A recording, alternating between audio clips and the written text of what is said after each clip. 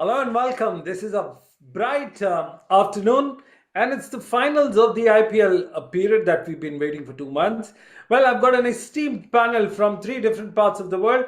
A.K.S. Satish joins us from Dubai. He's a former sports editor of Gulf News. Also joins me is David Brooks, the man who needs no introduction to cricket. He's been in the broadcasting sea for last almost 4 decades, and now I have Tosh Rizvi, the man from Mumbai who's seen from the Maidans to the Mecca of cricket. Well, welcome all three of you. David, first on to you. What was the reason of the evening? Was it Suryavanshi's scoring 390s in last 10 days, or just Gill took the thunder away from him? David Brooks, welcome to the show. Well, it was certainly a great game to set up this final. I mean, yeah, he saw a different side to Suryavanshi. The pitch was too paced. He had to play a different type of game. It was impressive, but in the end, it wasn't enough because you not only had Gill firing at one end, you had Sudarshan at the other end, and those guys. They play some classy cricket, and no words can really sum up the talent of Gill when he's in that sort of form. And they didn't seem to take any risks, and the run chase, which would appear to have been a challenging one, just became so easy for them. And I would also put a word in for my man Jason Holder, yet again taking some valuable wickets just to curb the scoring rate of the Royals. And a shame about the injury to Jadeja. He looked very good coming in at 4, and then he had to leave and come back. That must have handicapped them. So in the end, the runs, even Suryavanshi's efforts, were not sufficient. Well, absolutely. Well, A.K.S. Satish, they were playing like typical classical shots, and it was completely different from what we had seen the previous inning of Vaibhav Suryavanshi. All short balls going on outside the boundary rope. Your views? Hi, Sunil. Hello, fellow panelists, and hello to the viewers. You can't probably you can still spend the entire half an hour or even 1 hour talking about the knock Vaibhav Suryavanshi played, because I was seeing the transformation that Vaibhav has been having in the last 1 year, basically. Like even in the start of this IPL, he was probably going trying to play more shots on the onside. But now he developed a game across. He was playing across the all around 180 degrees, maybe you can call it, not up like a 360 where he could play with those shots behind like AB de Villiers. But the fact of the matter is he developed his game wholesome in terms of his shot making and the skills. But what I was also wondering, or I was happy to see, was the way he was taking on the bowlers and the way he was playing around the field. So that means he is developing as a batsman. He's thinking as a batsman, as a cricketer, which is a dangerous sign, because skills matched with the intelligence is something which you always associate with when you talk about the great players of the game. But this knock has given me a truly different perspective about Vaibhav Suryavanshi, because he not only showed the world that he has adapted to the game, he's developed his temperament, he also knows how to rotate a strike and take a rest, cut the rest and play more boundaries than the sixers, and show the world that he is ready to take the extra burden and carry the team on his shoulders alone. That is a phenomenal statement that he has made. I think it's only time that he is brought into the Indian team sooner than later, because he has shown that he is now matured enough to become one of the greats of the game in the international arena. Right. Very valid point. Tosh Rizvi, Shubman Gill played in a typical classical manner, hitting ball down the road, not taking too many risks, and it was quite a stark difference from the T20, which is misunderstood as much as sports journalism is misunderstood as content creation. Would you like to draw two parallels between the two style of content and two style of cricket? Your views. Welcome to the show. Yeah, thank you so much, Sudhir bhai. Yeah, what a beautiful question. I mean, the way this guy was playing the other day is Shubman Gill. I mean, classical shots that he came up with. Of course, I mean, it was this was Shubman, other than Suryavanshi, this was Shubman Gill's IPL. I mean, he was left out of the T20 squad, and that might have really hurt him big time.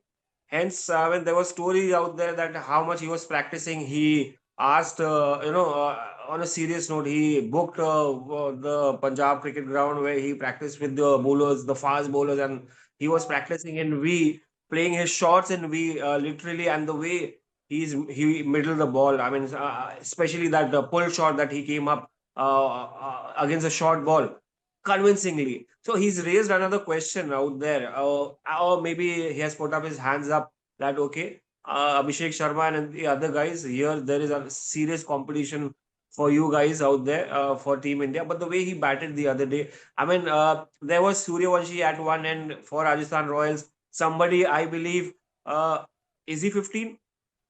Mine may physically he might be 15, but definitely he's a mature cricketer, man. He's much more mature than a lot of cricketers who have played, who have retired. The way he played the game the other day showed his maturity. But Shubman Gill has evolved from, of course, he was a beautiful Test cricketer. He is, and one day, but T20 again he showed it's not just about slogging the ball, hitting over the bowler's head. You can be as classy in T20 as you are in ODI or Test cricket, and that was impactful. Again, the onus was on Shubman Gill, and he showed because the way his partner has been getting out. Again, he would be worried today as well when the two take on RCB in this big game tonight. Well, you spoke about her Tosh Rizvi hurt of Shubman Gill. Does it hurt and bother you when a sports journalist like you is addressed as content creator like it did last night at the Not just Mumbai me. T20? It wasn't just me. There were many others who were wearing those that content creators. But then that's the reality. I mean, you have to get into the reality. Sports journalism is it's also content, but in the other way. I mean, that's journalism. This is content creation. But in social media era, internet era, you have to accept the fact that we are not just sports journalists. We are content creators, and right now we are making cricket content and IPL content at the moment. David Brooks, you've been in the business far too long on the broadcasting. We're not discussing about the emergence of new media, but the emergence of new style, the emergence of quick snack cricket. Do you think the world is ready for it? Well, there is already a surfeit of it, isn't there? There's endless amounts of content, and my sincere hope is that the craft of journalism represented by my two fellow panelists is not neglected, because it's still the importance of really good critical appreciation, insight, and perspective, which you don't always get. You don't get it necessarily from former players either. And the likes, it's been my pleasure and privilege to share this panel across the RCB with Satish and with Tosh Rizvi. And, these guys, you can't replace proper journalism and proper critiques with sound bites. And look, there's a room for everything. And some of the content that's created on social media is great fun, and occasionally some good insights. We get clips, which we never used to. It's all there, but there's still a big role for proper insight and the written word. Not everything can be done in sound bites. And I hope that we get the right combination in the future that captures the strengths of both disciplines. Well, absolutely. Sound bites is how David Brooks would like to talk about. Let's look at both the teams right now in the finals. Well, we've got some cracking head-to-head power play between Gill and Sudarshan taking on Hazelwood and Bhuvneshwar. Satish, I'd like to ask you. We live in a strange world where everybody is called a content creator, but more importantly, we live in a strange world where the best bowler and the most successful bowler is perhaps one of the oldest fast ball bowler, and the orange cap holder is the youngest. A comparison between a 14-year-old and a 35-year-old bowler. Do you think it's exciting times, or you're still getting to see some nervousness around this question?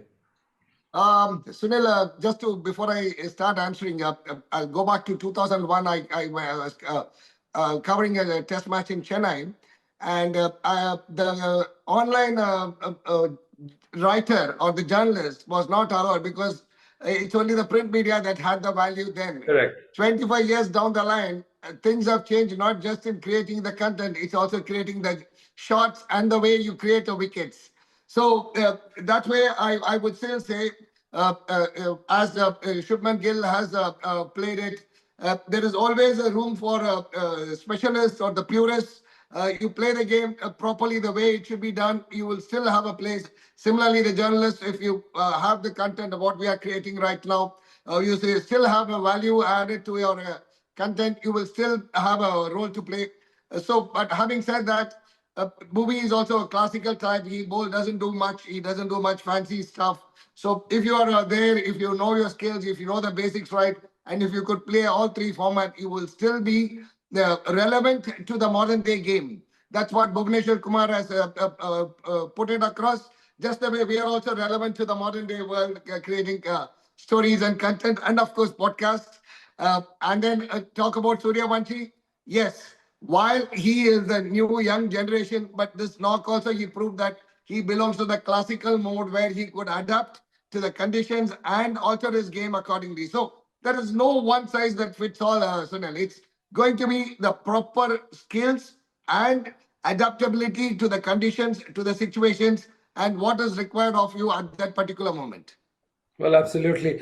Tosh Rizvi made a very important point, Satish, talking about how classical way is also there. He's adapted himself, but more importantly, in the power play, it is a very tight finish. One statistics I would like to put in: whenever Virat Kohli survives the power play, RCB goes and wins the match. Do you think power play is the name of the game, or is it out of the question, like toss the pitch and everything put together? Not at all, not at all. It can't be out of the question. This is where the base is built, and Virat Kohli. It's one of the reasons why Virat Kohli opens the innings. I mean, you have never, hardly you have seen Virat Kohli batting somewhere at number 3 or number 4, like how he does for how he used to do for Team India. I mean, whether it's T20 cricket or ODI cricket, he would always bat at number 3. But here, RCB, he's got the control that, and the reason why he bats up there because it's comparatively, it's easier to score runs if you're a good timer of the ball. If you can find the gap easily, and if you can build those runs, because there is also pressure because a lot of Suryavanshis and the Shubman Gills and the Abhishek Sharma has built a kind of a reputation that you have to score 10 runs per over to have a good total. And Virat Kohli has lived up to that expectation. The way he's batting along with his partner, whether it's Phil Salt or maybe Venkatesh Iyer in the last couple of games. So somewhere or the other, Virat enjoys. I mean, unfortunately, he's not got the opportunity to bat up there in international cricket when it comes to T20s. But here, he's using his power as well as his skills to play in the power play and enjoy. I mean, it's fun to bat in up the order, yeah, because the fielder, he even if you put the ball slightly up the fielder, it's definitely a boundary. I forget about sixes. Definitely, you can score as many boundaries as you can because the kind of bats and the ball, the quality of balls, of course, the ability, the talent to put them over the fielder or through the gap. Virat Kohli is way ahead of a lot of players, and it's conventional play at the end. I mean, it's not just slogging. Well, absolutely. Let this question go to the global honorary president of Virat Kohli Fan Association, Mr. David Brooks. David, you've got Shubman Gill, you've got Sai Sudarshan, you've got Joss Butler, and they face Hazelwood, Bhuvneshwar Kumar, and little known, uh, you know, you have it on the screen. Is it Rasik Salam? Just take us through what is this the competition looks like, especially in a final situation where you've got three of these guys facing the RCB bowling attack. Your views. Well, both teams have got excellent bowling attacks, haven't they? Yeah, Bouvet and Josh Hazelwood have proved their value. They bowl well in tandem, and they are right up there. But then also, the Titans have Rabada, so you've got very, very good bowlers on both sides. Jason Holder, we've already spoken about. I think when it comes to the key contest for me, it's in the batting because RCB, I think, have got greater depth and strength. Not so Kohli is quite capable of winning this match on his own. But if he doesn't come off, we've seen that different players put their hand up, and you've got Paddy does had an excellent tournament.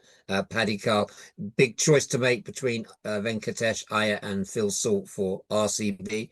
I think they should go for Venkatesh Iyer. Actually, he hasn't done anything wrong, and he's demonstrated that he's a very able replacement. It's not easy to fly back to England and come back and perform. And Phil Salt hasn't had a great tournament. For me, RCB have a greater strength. One interesting stat, no less than 8 players have won Player of the Match awards for RCB. So it's been a real team effort. Different people come up to the table. GT are more reliant on the top 3. And for that reason, I think RCB have got the greater all-round strength. But these are the 2 teams I really wanted to see in the final. And we even thought it was possible after that first qualifier that GT lost. So here they are. And by some strange turn of events, we've got the Titans with home advantage. And that wasn't expected, although Toss informs me that the team only arrived late last night. So maybe that negates that particular aspect of their preparation today. Well, absolutely. Satish, the team may have come the previous night. That's all right in today's context, considering that they used to travel and they used to practice everywhere. Well, the thing that we have on our screen right now is a very poignant figure, and that figure is of Virat Kohli. Experience meets firepower, and that's Rabada on your screen very soon. Kohli versus Rabada. That kind of tussle is something that we are looking forward to, doesn't it? Isn't it the hallmark of it? I guess. Great. Yeah. They always had a little, of course, Virat is a guy who always likes these confrontations. And Rabada gives that firepower as well to have this high profile or a high intense confrontation. So, Nilani, it can't happen at a better place than a final of IPL 2026. So, it's a great contest to look at. And it's not just Rabada. If you look at, as we all spoke about, if Kohli survives the first 2 overs. And also you have another end, Siraj, whom he has played almost 4-5 seasons with him. And then comes Rashid Khan. So he enjoys this contest with Rashid Khan also. I remember seeing Kohli scoring his 100 against Afghanistan in Dubai. So these are, Rabada is the pinnacle of the contest, but there are small other contests also which Kohli has got. And coming back to the greater point after what David said, I would also agree that RCB has got a bigger strength in batting, as well as the bowling is not as bad as Rajasthan Royals. So here, GT is going to have a difficult time, especially with the reliance on top 3 and the final coming in, the pressure of the final. So this is where I think, because RR was dependent solely on Jafra Archer as a bowler. Even Ravindra Jadeja was there, and last 2 years, even for CSK, Jadeja failed to perform as a bowler. So the bowling strength was lacking for RR that in that match, qualifier 2. Whereas it's not going to be the same against RCB because they got some in-depth, almost 4 good bowlers, and 5th could be your Shepherd or somebody who could come and fill those 4 overs. So it's going to be a very difficult task, and coming in late to the when you they might not have reasons to say that as an excuse, but still I would say everything is pointing towards the RCB to have an encore in this. Toss Rizvi, very quickly, middle over showdown. What you see on screen is Patidar's momentum versus Rashid's magic. Do you think the middle overs are equally important? Because in the front you have Rabada versus Virat Kohli, and they have visual duel. The stare, the glances that happen between them is quite legendary. But when you look at Rashid Khan, he's got a point to prove. You said that the previous night as well. Your views? Fortunately, Rashid is not in his peak form like how he used to be. The way he used to take those wickets, the way he used to dominate, trouble his opponents. Unfortunately, that's not happening. But still, he continues to be there, and there will be a threat because he's got a reputation. While Rajat Patidar coming up in the middle order, I mean, depends on the situation. If they get a poor start, Rajat Patidar will have a different role completely. While if they get a good start, of course, we know what Rajat Patidar can do. The other day, he dominated and showed exactly his skills in the qualifier 1, that what he can do, and led, led as a captain the way how a captain should deal with those situations. And he's quite responsible enough. He's played a lot of cricket. But again, this contest between the two batters, somebody who's very aggressive, somebody who can hit the ball far and high, while against a bowler who is smart but not in form. That is going to be one good contest. But all depends on the situation. If they get a good start, Rajat Patidar will be as effective. While the situation Well, changes if they get a bad start. Well, Rashid Patidar and you have Rashid Khan. A nice duel that happens between two of them. Well, again, we've got the dead over duel between RCB. And this question goes on to David Brooks. Tim David, Romario Shepherd versus Prasidh Krishna and Mohammad Siraj. Now, how would you like to, articulate and contextualize this battle between the two, the bat and the ball? Well, I think actually, although a West Indies fan, I have to say Romario Shepherd's the weak link, in the bowling attack. His one or two overs usually go for plenty of runs. He's useful for his tail end hitting in that middle order. Tim David has been a bit inconsistent, hasn't he? He hasn't shown much the last few innings. We know what he's capable of, rapid acceleration, but I don't expect them to be reliant on that. I think the big occasion will bring out the best in this top order who've been in excellent form. If Virat Kohli doesn't get you, I think Padikkal will. The top order has been exceptional for RCB, and I think will be the key factor today. One man could stand in the way, maybe Shubman Gill, with his class that we've been talking about. He's also capable. Josh Butler has hit some form latterly, and if he gets a good start to build on, could also be a key player today. But for reasons I've said, I think the depth of RCB just gives them the edge today. Absolutely. David, we this time we'll break our norm and ask you a very emotional question. What is it? You've been involved with IPL for so long. Now, after 2 months, which is that one moment stands out? And I'm going to ask the other two panelists as well. What stands out in your mind in this? I think the prodigy Suryavanshi and the impact he's had on the tournament, the rewriting of the rules, the effortless way he's broken Chris Gale's record. Who would have thought that it'd be broken by a 15-year-old? So that's the standout for me. In terms of tactics, the introduction of Jason Holder into the Gujarat Titans team changed their fortunes.